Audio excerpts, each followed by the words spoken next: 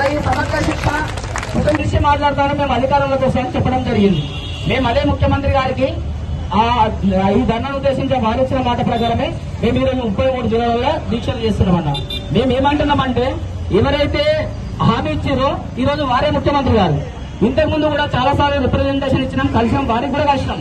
అయినప్పటికీ వారు హామీని నెరవేర్చకపోతే ఇందిరా పార్క్ దగ్గర 33 జిల్లాలలో అందరం వెళ్లి అక్కడ ధర్నా చేయడం జరిగింది. ఆ రోజు చెప్పినాం, అయ్యా ముఖ్యమంత్రి గారు దీక్ష చేయడం జరిగింది. 33 జిల్లాలలో దీక్షలు చేస్తే అంతకుముందు పిసిసి అధ్యక్షులుగా ఉన్న ఏకశిల పార్క్ దగ్గర వచ్చి దీక్ష చేస్తున్న మా స్థలానికి వచ్చి ఆయన ఏమన్నారంటే దీక్షలు చేస్తామని చెప్పడం జరిగిందన్నా. అదేవిధంగా ఈరోజు ఆ హామీని నెరవేర్చమని ఈరోజు దీక్షలు చేస్తున్నాం. దానిలో భాగంగా మా సంగారెడ్డి జిల్లాలో కూడా ఇలా అందరం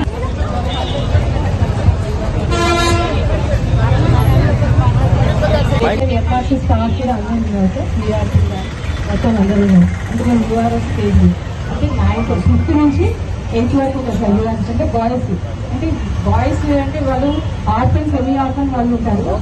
అంటే benefit pocket badges Telangana government 2017లో ఎస్టాబ్లిష్ చేయడం జరిగింది సార్. సో ఫ్లాగ్షిప్ ప్రోగ్రామ్ కింద ఎస్టాబ్లిష్ చేయడం. ఇది కేజీబీ అనేది గర్ల్స్ కి సార్, ఆర్ఫన్ సెమీ ఆర్ఫన్ వాళ్ళు ఉండడానికి అది కూడా 10th ఎంత తీసుకొస్తున్నాము. మా దాంట్లో అది వేరే బుద్ధులు కూడా వాళ్ళు వెళ్ళడం జరుగుతుంది సార్. సీట్స్ లో దాంట్లో క్వాలిఫై ఎగ్జామ్స్ రాదు. మేమందరం కూడా ఇందులో అందరూ MA-BA చేసిన వాళ్ళు టెస్ట్ క్వాలిఫై వాళ్ళు అని అంటారు. అందరూ గవర్నమెంట్ అనేది ఇప్పుడు స్కీమ్ అనేది మాట్లాడతారు 60-40% అన్నారు. మమ్మల్ని దాంట్లో ఏంటి గవర్నమెంట్ దాంట్లో ఇప్పుడు ఏదైనా సెంట్రల్ దాంట్లో విలీనం చేయండి, లేదా స్టేట్ దాంట్లో విలీనం చేయండి సార్. కూడా ఇప్పుడు ఇది స్కీమ్ అంటే స్కూల్ కాబట్టి స్కూల్స్ అన్ని ఇది తీసారు కదా సార్. Thank you sir. మీ యొక్క సమయాన్ని కేటాయించి ఎంత ముఖ్యమైన సమస్య అయితే జెన్యున్ గా ఇన్సూరెన్స్ కావాలని కోరిందో ఖచ్చితంగా మీకు అది కావాలి. మరి అదే రకంగా ఎవరైనా చనిపోతే ఏ అధికారి కూడా అధికారికంగా వచ్చి మరి పరామర్శించి అందుకైనా బెనిఫిట్ కూడా ఏమీ ఇవ్వటం లేదు. మరి ఈరోజు మీకు రెగ్యులైజ్ చేస్తామన్నారు, ఖచ్చితంగా అది చేయాల్సిందే. మరి ఆ సమస్యలన్నీ ఈరోజు మరి హరీశ్రావు గారు మేము జిల్లా తరఫు నుంచి జిల్లా ఎమ్మెల్యేలను రాష్ట్ర స్థాయి మొత్తం మీకు అండగా ఉంటుందని చెప్పి ఈ సందర్భంగా తెలియజేస్తూ మరి మీకున్న ఇందాక చెప్పినటువంటి అన్ని కూడా సమస్యలు మేము కూడా మరి దృష్టికి తీసుకెళ్తాం. ఏదైనా అబద్ధాలు చెప్పి ఇంకా ఎన్నో రోజులు తప్పించుకొని తిరిగే పరిస్థితులు లేడు. మరి ఆయన ఈరోజు ఎన్ని అబద్ధాలు అయితే ఆడిందో దానికి మూల్యం కూడా ఖచ్చితంగా చెల్లించాల్సి వస్తుంది. ఈరోజు రైతులకి, మహిళలకి అందరూ మోసం చేసింది. మోసం చేయని వాళ్ళు ఎవరైనా మిగిలింది అంటే వాళ్ళు పుణ్యం చేసుకుంటే అందరినీ కూడా మోసం చేసి ఈరోజు అధికారానికి వచ్చి మండిపోయి చూపిస్తా ఉన్నారు. ఈరోజు రైతులు ఎక్కువ తను తక్కువ అనే రకంగా రైతులు మాట్లాడి అందరినీ కూడా మభ్య పెడతా ఉన్నాడు. ఖచ్చితంగా మీరందరూ కూడా మీ అభిప్రాయాలు ఏకాభిప్రాయం నుంచి మీరు కలిసి ఉండాలి. కలిసి ఉంటేనే నిలిచింటారు కాబట్టి విడిపోతే పడిపోతారు కాబట్టి ఎట్టి పరిస్థితుల్లో మేము మీకు అండగుంటామని తెలియజేస్తూ మీకున్న సమస్యల పరిష్కారానికి మీరు అవకాశం మీ చేతుల్లో ఉంది. ఖచ్చితంగా ఈ ప్రభుత్వానికి తగిన బుద్ధి చెప్పే అన్ని కూడా సమస్యలు మీ చేతుల్లో ఉంటాయి. మరి ఎమ్మెల్సీ ఎన్నికల్లో ఆ సత్తా చాటుకోవాల్సిందిగా మిమ్మల్ని కోరుతూ ఏదైనా అసెంబ్లీ సాక్షిగా ఖచ్చితంగా పోరాటం చేయటమే కాకుండా మీకు తోడై ఉంటాం, మీకు అండగా ఉంటాం. ఎవరైతే మీకు గతంలో మాట ఇచ్చిందో ఖచ్చితంగా వాళ్ళని నిలబెట్టే ప్రయత్నం చేయండి. మేము మాత్రం ఎట్టి పరిస్థితుల్లో మేము తోడే ఉంటాం. ఎందుకంటే ఆ రోజు చెప్పింది కేసీఆర్ను గద్దెదించండి, మీ సమస్యను పరిష్కారం చేస్తామని. మరి ఈరోజు ఆయనే వచ్చింది. మధ్యలో ఎప్పుడు కూడా మీరు ఇబ్బంది పెట్టలేదు. 1 సంవత్సరం కాలం టైం ఇచ్చింది. మరి సంవత్సర కాలంలో ఆయన చేసింది ఏమిటి అనేది కూడా మీరు ఒకసారి ఆలోచన చేయండి.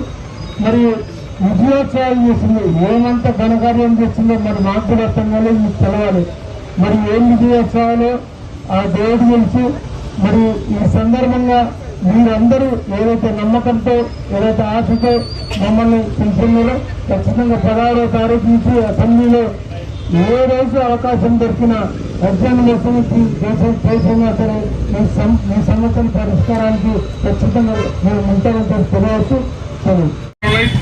ఏ పార్టీ ప్రభుత్వమైనా 5 సంవత్సరాలు కూడా ప్రజలు ఎన్నుకున్నప్పుడు ఇంకొక ఆయన వాళ్ళకు సీట్ కావాలని ఆశ ఉన్నప్పుడు లేనిపోని కొంతమంది చెప్తారు, సాధ్యమైన హామీలు కొంతమంది ఇస్తారు, సాధ్యం కాని హామీలు కొంతమంది ఇస్తారు.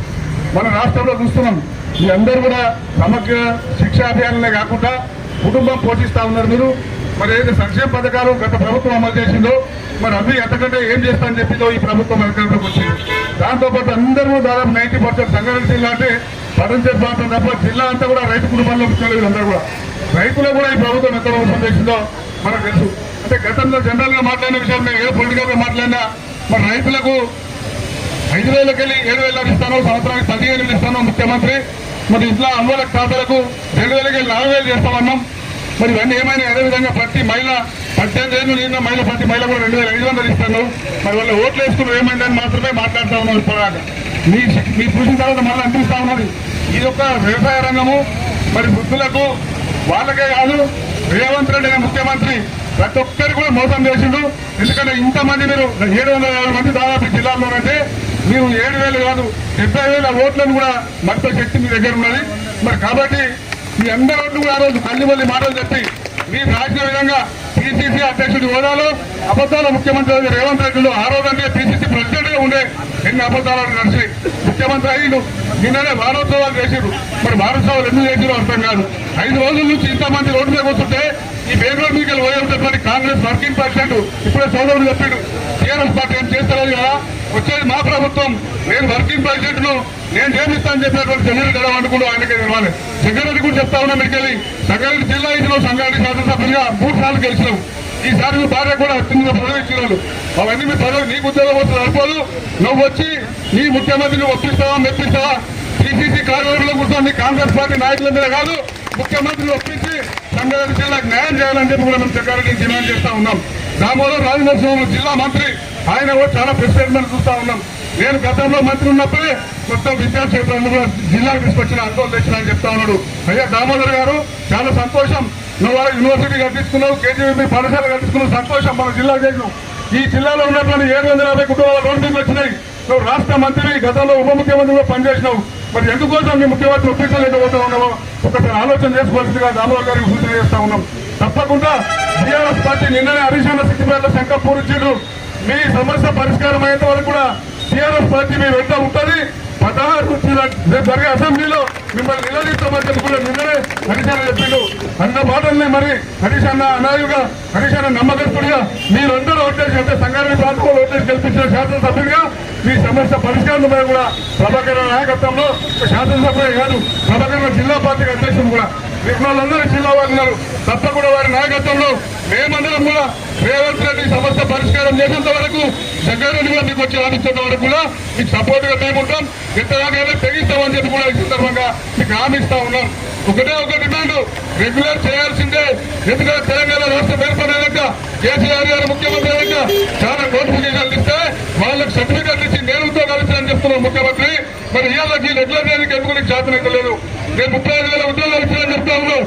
ఉన్న ఉద్యోగాలు ఎందుకు మీరు ప్లాన్ చేస్తారో సమాధానం చెప్పాలి రేవంత్ రెడ్డి గారు. కాబట్టి ఈ అబద్ధాలు 2 రోజులు పడతాను నడవని రేపు తొందరనే ఎమ్మెల్సీ ఎన్నికలు వస్తున్నాయని మీకు ఒకటి చెప్తా ఉన్నా.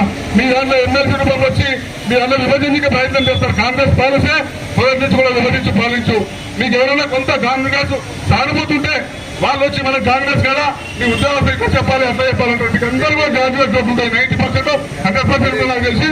కాబట్టి 750 మీరే కాదు, మీరు అనుకున్న 75,000 ఓట్లు సంగారెడ్డి జిల్లాలో మరి ఓటు శక్తి మీ అందరూ కూడా ఉన్నారు. ఆశామాషి కాదు, విద్యార్థులు తీసుకుంటే కాదు ఓటు అనేది చాలా గొప్ప విషయం. విద్యార్థులైన మీ అందరూ కూడా విషయం తెలుసు. కాబట్టి హెచ్చరిక జారీ చేయాలి. రేపు తొందరలో వస్తున్న 2 నెలలు 3 నెలలు అందరూ కూడా సత్తా చూపిస్తామని మీరు ఎక్కడ లీకేజ్ ఇస్తేనే కాంగ్రెస్ పార్టీ భయపడుతుంది, మీ సమస్య పరిష్కారం చేస్తుంది. దానికి ముందు మీ ఐక్యతలో చాలా అవసరం. ఇలాంటి విభజించే ప్రయత్నం చేస్తారు. జగన్ నాటలు ఎవరో పంపిస్తారు మీ దగ్గరికి, పంపించి ఏమైనా చెప్పి విభజించే ప్రయత్నం చేస్తారు. కాబట్టి ఇదే ఐక్యంగా ఉండాలి. ఏదైతే మీరు సంకల్పం చేసి కూర్చున్నారో సమస్య పరిష్కారం అయ్యేంత వరకు కూడా ఇదే కలిసికట్టుగా ఉండి పోరాటం చేయాలి. మీ ఎంత బీఆర్ఎస్ పడుతుంది, మీ బీఆర్ఎస్ పడుతుంది, మీ సమస్య పరిష్కారం అయ్యేంత వరకు కూడా మరి మేము మీతో ఉంటామని చెప్తా ఉన్నాం.